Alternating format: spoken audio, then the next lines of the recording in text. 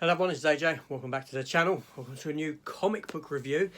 That being for issue 1 of the new Venom series, Lethal Protector. Let's get into it.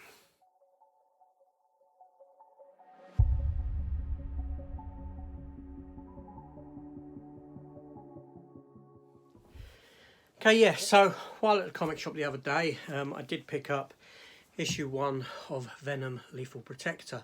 A new Venom comic book that's come out. Now, I haven't read Venom for a long time.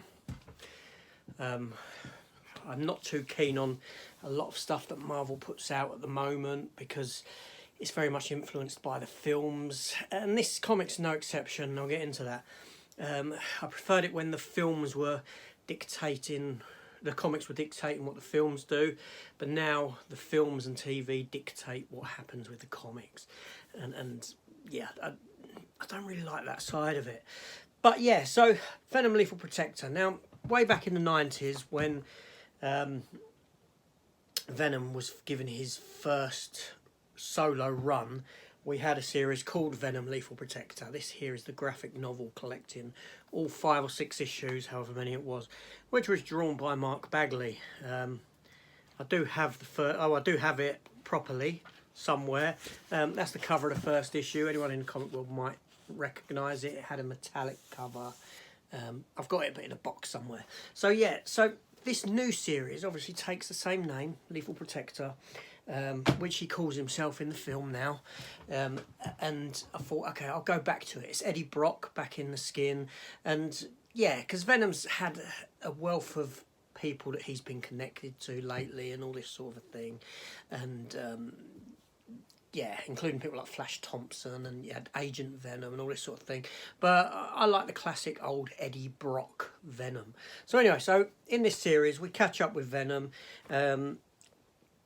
It feels like this series is set around that era, you know, as if it's gone back in time a bit. And we meet up with Venom at the beginning, and he's having a little ruckus with these 3 small-time criminals. He kills one of them, and the other 2 are left. All right, and we're introduced to this other villain called Humbug. Yeah, like another sort of Z-list geezer who's decided to take on a villain persona.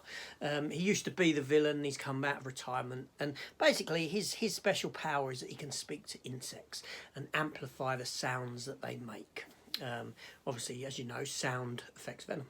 So yeah, so as the story progresses, we get a lot of Venom, or Eddie Brock, sort of moping around, wanting to protect people, but at the same time he wants to kill Spider-Man, right?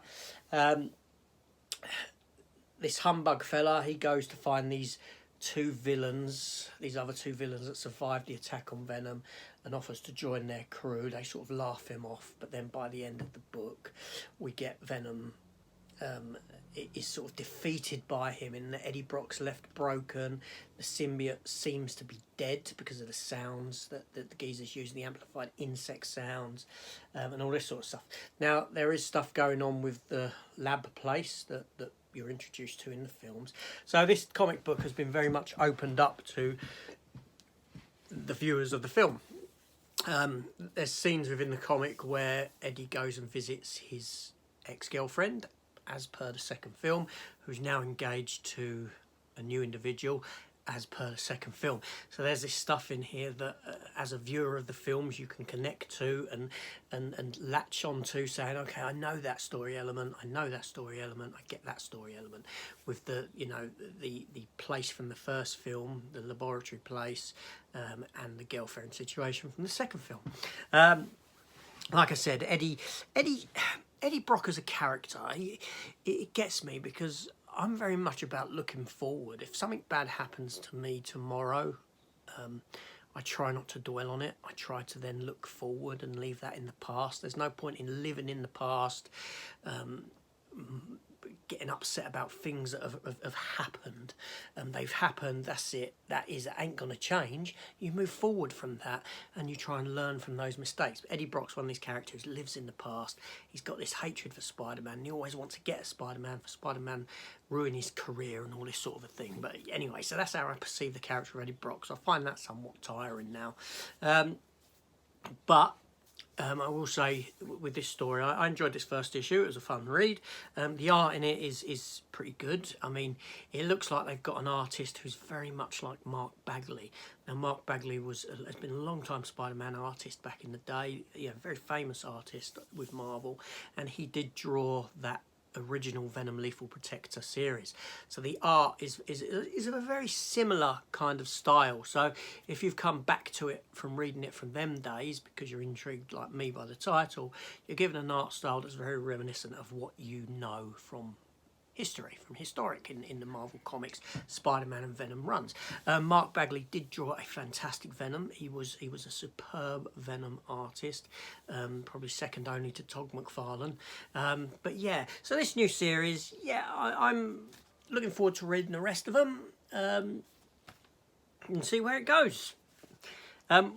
Yeah, that's it. This is AJ. Thanks for watching. If you enjoyed that, please consider hitting the subscribe button. Come and join the channel. And I'll see you on the next one. Take care all and goodbye.